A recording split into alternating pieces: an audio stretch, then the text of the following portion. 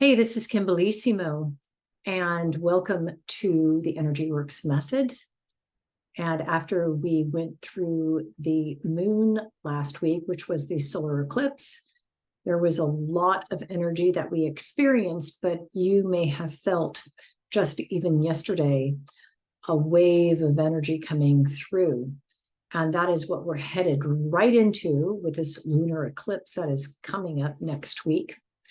And what does that really mean with us?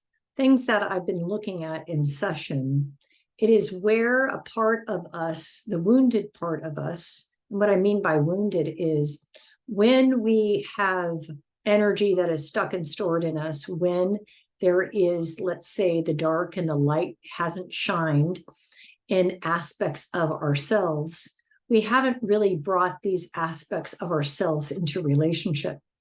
And then what will happen, it's like in relationships in particular, because that was the last moon. And from the beginning of the year, we've been working kind of how are we in relationship with others, with ourselves, with aspects of ourselves, and trying to integrate these pieces of where we haven't emotionally really taken care of ourselves, where we don't really know how, where we've been abandoned. To take care of ourselves, we would have had to have somebody reflect kind of the light on us of I'm there to support you. I'm there as safety, security, stability, support, maybe with family. But if we don't have that quite activated, then what we do is we get into situations with people in our world, and they reflect then the patterning of where that wasn't activated. We're used to sitting in the dark. We're used to sitting in a locked room in a way where we don't get a hello. In order to activate, you must be seen. And when somebody sees you, you feel alive. This is where maybe even if you get some attention in a relationship, you feel so good. But then when you don't get attention, you feel like you don't exist. And now you feel like you want to die. And this is letting us know that this is an area of ourselves where the light never got turned on. And we were alone. We're like a little kid in that space, afraid of the dark. The monster's in the dark. And because we don't want to be there, we tend to escape. We tend to disassociate. And this is where our mind will take us out into something that we want. Maybe we have these visions of the world that we want to create because we can't deal with what's happening kind of in the emotional pain at the moment, or we'll go into what we don't want. And when our mind attaches then to what we don't want, it's that survival mechanism where we keep looking at possible threats, and then we keep creating kind of an environment that we're used to because we haven't gotten a hello to anything new. But we need to look at really the collective too, kind of what's showing up in this patriarchal society, in this system of when you look at even for, let's just look at, the male, not necessarily gender, but just the masculine energy, where when you look at how even fathers have a difficult time showing up for even the children, or they're not quite there, or where you have a female that is so angry because the husband is checked out, disconnected, because that son never learned how to be present or wasn't supported, so does not know how to support even a female in the space. And then we have, whether it's female or male, it's kind of like we have both aspects within us, and we're looking at what aspects within us have not been activated. Because if we don't have an aspect within us, masculine or feminine, that is not activated, we will attract the opposite. And I'm not talking about gender, I'm talking about an energy of to try to jumpstart our energy in order to run our energy through someone, and they run their energy through us to kind of get this going. And when we have this initial connection, this contact, we feel alive and great. And then when they do something that we don't like, or if they don't see us and reflect to us in a particular way, kind of who we truly are, now we feel like, oh my gosh, I don't exist. And this is a part of what we're collectively healing. And when you look at kind of the male and what male represents, it represents, in a way, we think of father, which is support, stability, security, foundation. And when you look at your life, were you supported, stable, secure? Did you have that support? And maybe you had a father that really supported you, but then you're used to that. And then in all the relationships that you've created, you've had no one acknowledge you, or they're threatened maybe even by feeling a power in you, so they refuse to acknowledge you. Are you in relationships that refuse to see you? And you want to be seen, because to be seen means you exist. And when people see you, maybe, or they refuse to see you and see you in the opposing way, now we go into pain. Now we take that on. This is why it is so important that we are connected to God, because to be embodied with God, to connect to God, means that now we can turn the light on. By turning the light on, it means now we can start to truly understand who we are in ourselves. And when we're connected to God, we start to know what we want. Most people are connected horizontally to each other. And when you do, you become the reflection of what is looking at you. But by being connected to God, it means being in this relationship, this vertical relationship with God. You start to understand yourself. Now, if we look at how God was, or if we look at kind of even the Bible and how God even chose a female, hey, you want to bring in the Christ, you want to bring in God, you want to embody God. And the response of the female was absolutely. Mary said, yes, bring God in. There was no hesitation. And it is this response with the yes to God, that I will embody the light. And that's what she did. She embodied the light. She embodied Christ. And then she had Jesus, the manifestation of God through the feminine. And what God did is provided support for the feminine, uplifted the feminine. And that is not what has happened all the way since back to Jesus, when you think about it. And when you look at, in a way, Joseph, Mary's husband, who was appointed by God, not that, it was his duty to support Mary, to take care of Mary, because she was carrying God. And I don't know if he really wanted to do it, but it was like, he's going to do it because he was asked by God. And that type of support of his attention, that she is embodying God, she brought God in, she said yes, she responded. Now he is going to support her. He's going to support her path to Egypt and back. And this support is what we need from kind of our own masculine. Because when, as females, we're so used to providing care, providing support in the space, looking at others to give, creating this codependent energy, making sure we're providing.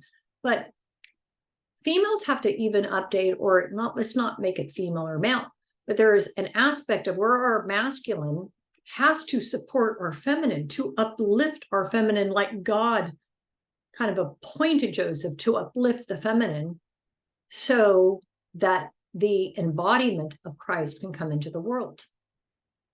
This is important kind of energetically, because it means then that this masculine supporting and uplifting the feminine, and these are aspects even within us, this can unify this space within us. Because I call this space, this horizontal space, the masculine, the feminine.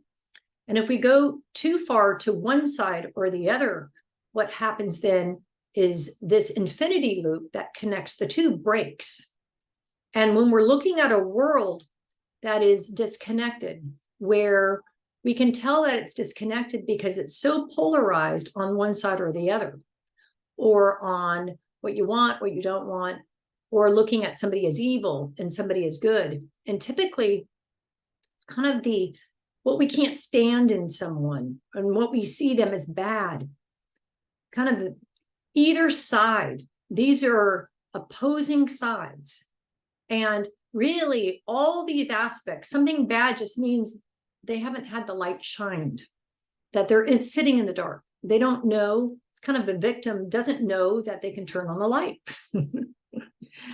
And in a way, just shining our light on somebody that you don't like, or something in the world that we just can't tolerate, or it's just so painful with the war to even look at. But if we can bring in the light of God and shine that light right on it, and even if it is so hard to look at, and we have all these judgments in the mind, but turning on that light then brings this aspect of where we haven't activated, where they haven't activated, back into relationship. Because what does the heart do? The heart only knows one thing. The heart is about bringing opposing sides into relationship. The heart circulates energy, moves energy. The heart is a circulatory system. The mind divides. In the mind dividing, there is a split. There is no connection, no relationship. And that is what the mind is so good at. So most of us live and try to understand the world in this mental duality. But the moment you drop into the heart is the moment now it brings the opposing side together. And where this exchange happens is what I call greater whole. And in the greater whole, it is where the masculine, the feminine, let's say, because I'm just looking at one of the loops in my system, the EnergyWorks method. This has to do with space. And when you unify the space, these two energies create something greater together than they can apart. Now, why that's important is because when all of us, male or female, can support, when that masculine supports and uplifts the feminine, now we can occupy space and provide care for the space. Because if you weren't cared for in the space, or let's say you were in a family system where maybe you had an alcoholic father, or maybe just a disassociated father, checked out, the mom is angry because abandoned. Now, the space is empty. The lights aren't fully on. And if God isn't fully in the space, it's a doorway for energies to come. And this is where a lot of us get overtaken with energies, with spirits, with dark spirits that attach to us. And now we're sitting in stuff. And because we're sitting in it, we don't know how to move it energetically. And because we don't know how to move it, now that's our programming. And so by focusing on our heart, it starts to move the energy. And we're just looking at this horizontal loop because we have other vertical loops and a time loop. But by focusing them within the heart, we start to unify ourselves to see from wholeness as opposed to a side. So right now in the world, and what's coming up in this lunar eclipse, is there is a lot of the darkness coming out. These aspects of ourself where there's potential energy that is stored, that is stuck. Now, I call this the backspace. What I mean by that is the backspace is something behind us, something that we don't really have access to, like the subconscious, the unconscious. It is where we repress things. We won't look or bring the light to it because of the fear that if it comes to life or in the light, now we can't control it. We don't want to feel the pain. And like a lot of times, you know, it's like Medusa. If you look at it, you get turned to stone. So you have to look at it in a particular way. And this is where I say we look at it in the rearview mirror. By looking at it in the rearview mirror, you're going to have an experience this week of a lot of emotion coming up. Now, this is our opportunity. This is the energy, the fuel you need to move your life forward. But if you start to resist it, if you start to respond, react, and you hop out of the loop, this method that I teach, now you're on one side or the other in the desert, out of the energy flow. And now you're going to be analyzing it and separated, divided, and no change happens. But by being in the center, and you're going to feel energy move, you're going to feel it flow. But here is the thing: when you access the dark, the void, it is fuel. When you move it through the heart, it changes, it transforms. And our intention, then it can move to our intention. It can propel us forward in creating a whole new, beautiful reality that we don't know. The heart is always about the unknown. The heart is about the unknown because the mind knows. And if the mind knows, guess what? You're going to create the same old junk, because the mind will know, I want this. Well, if it wants something and it knows it, it's really coming from it doesn't have it. And it's really coming from what it doesn't want. So then we get into, I like something, I don't like something. We want to create from the unknown. To create from the unknown, you have to have this exchange point of the above and below, of that masculine and feminine, of future past. And it's within this space that we can't know. We don't know. And we're opening ourselves up to this. Now, the unknown is terrifying for most people because they want to control, they want to know. And here, moving into this lunar eclipse, you can probably feel the energy of this lunar eclipse. The fear, the anxiety is coming up. Well, guess what? Now we have this opportunity to bring all these aspects, kind of like if we were a little kid, 5 years old, afraid of the dark or the monsters, we can bring these parts of ourselves back in relationship.